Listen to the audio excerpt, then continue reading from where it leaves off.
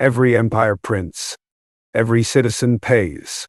In 2023 alone, gold quietly outperformed more than 35 global currencies, from the Argentine peso to the Japanese yen. It didn't scream. It didn't need to. While governments flooded markets with paper, one ancient asset stood still and watched them drown. You were told inflation was under control. You were told central banks had a plan. But what if the real story is that they've already lost control? And gold is quietly exposing it. For over a century, the world has been trapped between two forces: the printed promise of central banks and the unforgiving weight of real value. This isn't just about money anymore. It's about trust, about survival, and soon about who gets to hold something real, when everyone else is left with nothing but digits. This is not a forecast. It's a warning. Welcome to the silent war, gold versus the Fed. They told you money was backed by the full faith of the government. They just didn't say what happens when that faith dies. The story of gold versus central banks is not about wealth. It's about control. Gold has no allegiance, no issuer, no central authority to rewrite its value. It simply exists, and that makes it dangerous to those who rely on illusion. Since 1913, when the Federal Reserve was born, the dollar has lost over 95% of its purchasing power. Not because of war, not because of disaster, but because of deliberate design. Printing is policy. Inflation is strategy. And gold? Gold is resistance. In 1933, the U.S. government didn't just devalue the dollar. They made it illegal for Americans to own gold. You were forced to hand it over. Why? Because in times of crisis, gold threatens the system. It reveals the rot beneath. When people lose trust in currency, they flee to weight, to metal, to something that can't be printed. That's what terrifies central banks. Today, gold is once again outperforming fiat currencies across emerging markets.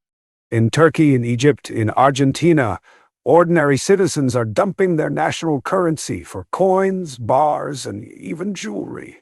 Anything real. Why? Because they've seen this before. First comes the denial, then the printing, then the repression. It's a cycle as old as empire itself. And every time, gold survives. Not because it's shiny, but because it's honest. This documentary isn't about predicting the future. It's about remembering the playbook, because the same forces that outlawed gold in 1933 are still in power, still printing, still pretending. The only difference now, you have a chance to understand the rules before the next confiscation begins. And this time they may not knock on your door. They'll just rewrite the system, digitally, quietly, irreversibly. In April 1933, under Executive Order 6102, Americans were forced to surrender their gold. Not to enemies, not to thieves, but to their own government. The penalty for refusal? 10 years in prison or a $10,000 fine, more than $200,000 today. Why would a government criminalize ownership of something it claimed had no role in modern money? The answer is brutally simple: control. Gold was the final check on how far a government could go. You couldn't print beyond your reserves. You couldn't spend without limits. And you couldn't hide behind inflation. By removing gold from the public, the state removed the mirror that reflected its own fiscal irresponsibility. That moment wasn't just a footnote in monetary history. It was a turning point, the start of an era where value would be dictated, not discovered. The confiscation was sold as patriotic. Roosevelt promised it would stabilize the economy. But it wasn't about stability. It was about removing constraints. Within months, the U.S. devalued the dollar, raising the price of gold from $20.67 to $35 an ounce. Overnight, the government inflated its gold reserves by nearly 70% without mining a single ounce. The winners weren't the people. They were the planners. Those inside the machine. The ones who knew what was coming. Fast forward to 1971. President Nixon closed the gold window, ending the Bretton Woods system and severing the last link between the dollar and gold. Once again, it was sold as a temporary measure. Once again, it was a lie.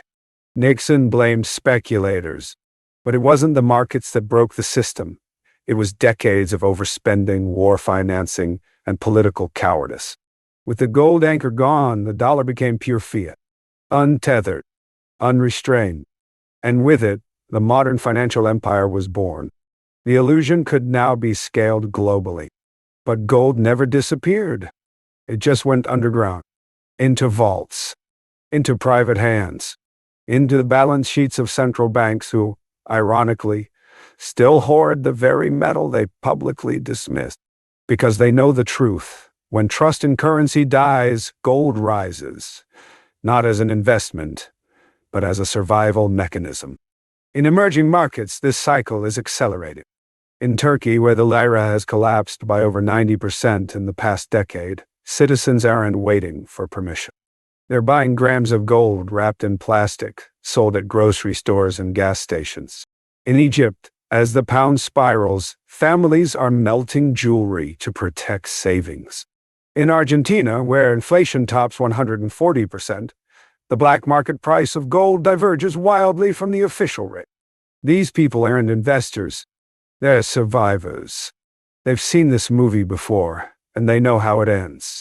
Even in the West, the cracks are showing.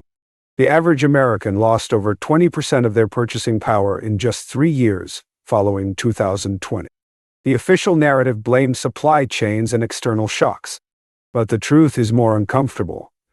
The printing presses ran non-stop. Over $6 trillion was created in less than 24 months. That's not stimulus. That's dilution. And while politicians called it rescue, the currency quietly bled. During this same period, gold outpaced the euro, yen, pound, and even the dollar itself in many contexts. But you didn't hear about that on the evening news. Because gold isn't just another asset. It's a threat to the narrative. If people begin to understand that real value doesn't come from policy, but from scarcity, from labor, from trust, then the system loses its grip. And so repression returns.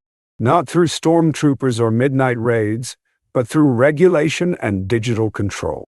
In some countries, gold is heavily taxed or restricted. In others, digital payment systems are designed to track every purchase, discouraging movement into physical stores or bullion dealers. The end game is clear: to keep money within the system and people within the cage. But that cage is starting to rust. Central banks know this. That's why they've reversed course. After decades of selling gold, they are now the biggest buyers.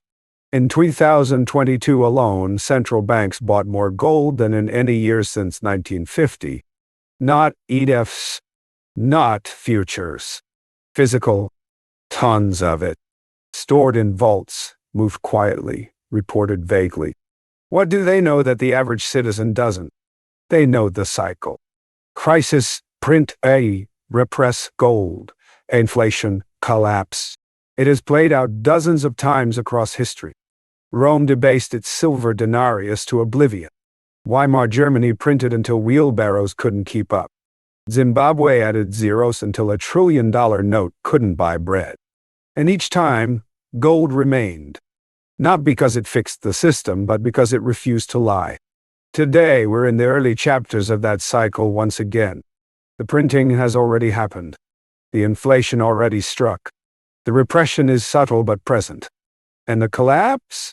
That part always comes later, faster than expected, and denied until the final moment. This isn't conspiracy. It's precedent. And the ones who deny it most loudly are often those most invested in its survival. Central banks will not warn you before the next devaluation. Governments will not announce the erosion of your savings. And media will not report the shift until it's over. But history whispers if you listen closely. The tension isn't just economic, it's existential. Between real and fake. Between weight and worth. Between something you can hold and something they can erase. Gold isn't perfect. It doesn't yield. It doesn't grow, but it doesn't lie. And in a world built on promises, that alone makes it dangerous. This isn't about returning to a gold standard. It's about understanding the forces that move money, shape empires, and crush savers. Because those forces aren't random. They're strategic. They follow a playbook. And for the first time in decades, that playbook is running out of pages. The question isn't whether gold will rise. It's whether your currency will survive. And when the dust settles, the real battle won't be about price. It will be about possession. Who still holds something real, and who's left with numbers on a screen. Gold is not just a relic. It is a measuring stick, one that reveals uncomfortable truths. When governments inflate their currencies, most people don't notice right away. Wages stay the same. Prices creep. The system masks its decay with numbers, charts, and jargon. But gold doesn't play that game. It doesn't care about GDP projections or Federal Reserve statements. It doesn't move because a minister gave a speech. It moves when value is lost. It reflects what paper tries to hide. That's why every financial empire eventually turns against gold. Because gold exposes the lie. The core tension is simple. Paper money can be created with a keystroke. Gold requires time, effort, risk. Fiat is trust-based. Gold is proof-based. In a world run by central planners, one of these is a threat. The entire system of modern finance is built on confidence. If people believe in the dollar, the euro, the yen, those currencies function. But if belief fades, collapse isn't slow. It's sudden. That's why monetary authorities must control the narrative. Gold disrupts that narrative. It asks the forbidden question, what is your money really worth? To understand the mechanics, look at how inflation really works. It's not just rising prices, it's the devaluation of your labor.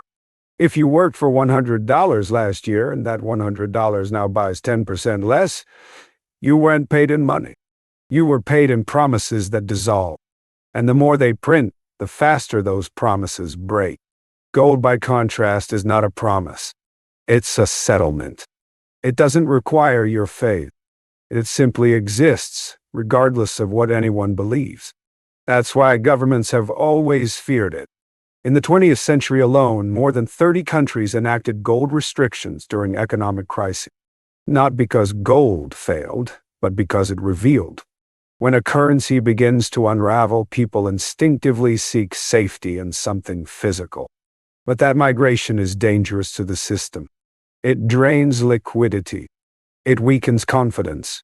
So the solution is always the same. Suppress demand, control supply, attack the narrative. In modern times, this repression has evolved. Rather than overt confiscation, it's done through taxation, regulation, and psychological manipulation. Governments discourage gold ownership by labeling it outdated, speculative, or irrelevant. They promote digital alternatives that are more efficient but easier to monitor and control. Meanwhile, institutions quietly accumulate physical bullion. Central banks don't hoard outdated assets. They hoard leverage. Even gold's price is manipulated. Through futures contracts and unallocated paper gold, the market can be flooded with synthetic supply. This suppresses the visible price while real demand builds in the background. It's a shell game, one that allows the system to pretend stability while quietly unraveling. And as long as people focus on price alone, they miss the bigger signal. Trust is leaving the system. In countries where collapse has already begun, gold is not a hedge. It's a lifeline. In Venezuela, where the bolivar became worthless, gold dust is used for groceries.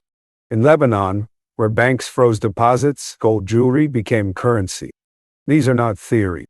These are survival tactics. And they begin long before headlines catch up. Western audiences often assume this can't happen to them. They believe institutions are too advanced, systems too robust.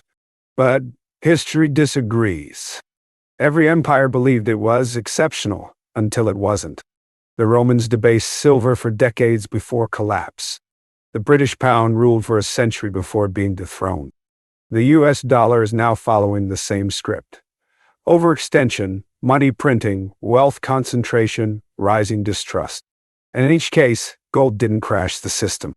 It simply outlasted it. Understanding this isn't about panic. It's about clarity. When the rules of the game are shifting, the worst position is denial. Fiat currencies rely on belief, but belief can shatter in a day. And when it does, the only thing that matters is what remains when the illusions fall. Gold doesn't promise return. It promises reality. And in an age of financial illusion, that may be the most valuable thing of all. Gold is not perfect. It doesn't generate cash flow. It doesn't pay dividends. It doesn't multiply itself in a bull market. And yet, it has outlasted every fiat currency ever created. That paradox drives economists mad. In their models, gold is obsolete, an inert metal, irrelevant in a digital age. But in reality, gold survives because it doesn't need anyone's permission. It doesn't rely on confidence policy or trust in a central bank. It just exists. And that alone makes it a rival to every modern financial structure. But even gold has its vulnerabilities, not in its nature, but in how it's priced, traded, and manipulated. In today's financial world, gold is no longer just a physical asset. It's a financial instrument.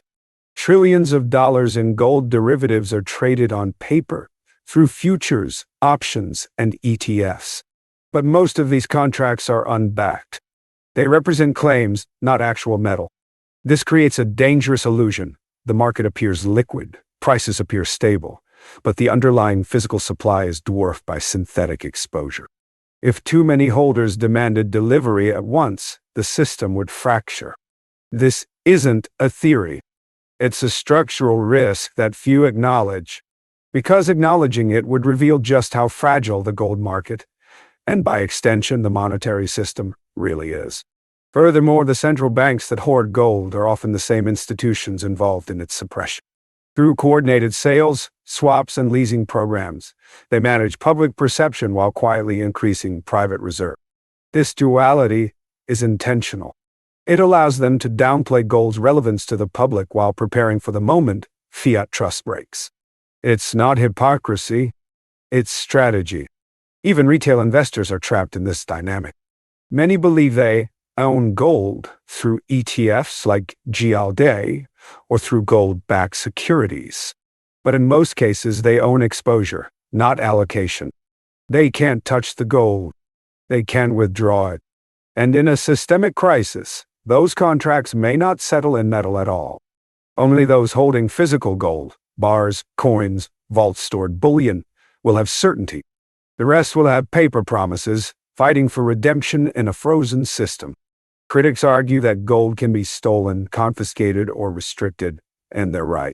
History shows that in times of crisis, governments will go to extraordinary lengths to prevent capital flight. But that risk doesn't negate gold's value. It confirms it. If gold were irrelevant, there'd be no need to suppress it. If it posed no threat to fiat dominance, no government would ever outlaw it. But they have, repeatedly. Because gold doesn't just store value, it exposes lies, and that is something power cannot tolerate for long.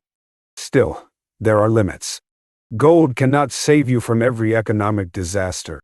It won't prevent job loss, political instability, or civil unrest. It won't stop war, famine, or corruption. It is not a cure, it's a signal. A warning beacon. A store of value when everything else loses meaning. But it must be understood in context. Blind faith in gold is just as dangerous as blind faith in fiat. The truth lies in balance, understanding the flaws of every system and preparing accordingly. Gold is not the enemy of modern finance. It is its mirror. It reflects what the system refuses to admit. That value must be earned, not declared. That scarcity matters. That trust must be backed by something more than words. And when that mirror becomes too clear, those in power will try to smash it. But the mirror always returns. Because gold doesn't vanish. It waits. Quietly. Patiently. until the next moment when truth is no longer optional and illusions can't be printed anymore. In nations where currencies are collapsing, people aren't waiting for official solutions. They're acting. In Turkey, shopkeepers have started accepting gold coins directly for payment. In Nigeria, underground gold exchanges are booming as the naira continues to devalue. In Vietnam, families still pass down gold bars wrapped in red cloth, an old habit reborn in modern uncertainty. These aren't investments. They're lifeboats. In a world where paper burns, people are returning to metal. Not because it's fashionable, but because it works. It's not theory. It's protection. The lesson is clear. When governments lose control of value, individuals must reclaim it. That doesn't require millions. It requires awareness. In Argentina, everyday citizens have turned to small-scale gold savings, rings, chains, anything tradable. In Egypt, middle-class households hide gold under floorboards while politicians praise recovery. These people aren't rich. They're awake. They know that by the time the headlines admit there's a problem, it's already too late. The strategy isn't about profit. It's about preservation. Even in the West, quiet shifts are happening. Bullion sales in the US and Europe are hitting multi-year highs. Vault storage facilities are expanding. More people are learning the difference between allocated and unallocated gold, between real ownership and promises. It's no longer about returns. It's about survival in a system that no longer rewards savers. A system where banks pay less than inflation, and politicians redefine what temporary means with every press conference. This isn't fear. It's adaptation. Just like previous generations who lived through devaluations, wars, and confiscations, people are remembering what real value feels like. And they're acting while they still can. Because when the next crisis hits, and it will, access will tighten. Rules will change. Excuses will flood in. And those without preparation will be left clinging to digits, begging for permission to preserve what's already been lost. In that moment, it won't matter what gold is worth. It will only matter who has it. When the system fails, it won't send you a memo. It won't broadcast collapse on the evening news. It will arrive quietly, through tightening rules, frozen accounts, shifting narratives. One day your savings will buy less. The next they'll be inaccessible. By the time you realize what's happening, the exits will be closed. History doesn't repeat exactly, but it rhymes with brutal clarity. In 1933, gold was confiscated for the good of the people. In 1971, the dollar was unpegged to protect the economy. In both cases, the truth came later, after the damage was done. Now we stand at the edge again. Inflation is no longer a debate.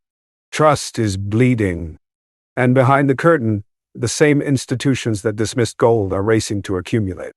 Central banks aren't buying it for decoration. They're repositioning for what comes next. So the question is not whether gold will survive. It's whether your money will. In the coming storm, noise will be everywhere. Charts, headlines, promises, reassurances. But gold says nothing. It simply sits, untouched, unforgiving, real. And as the illusion cracks, that silence will speak louder than any politician ever could. If you've made it this far, you already sense what's coming.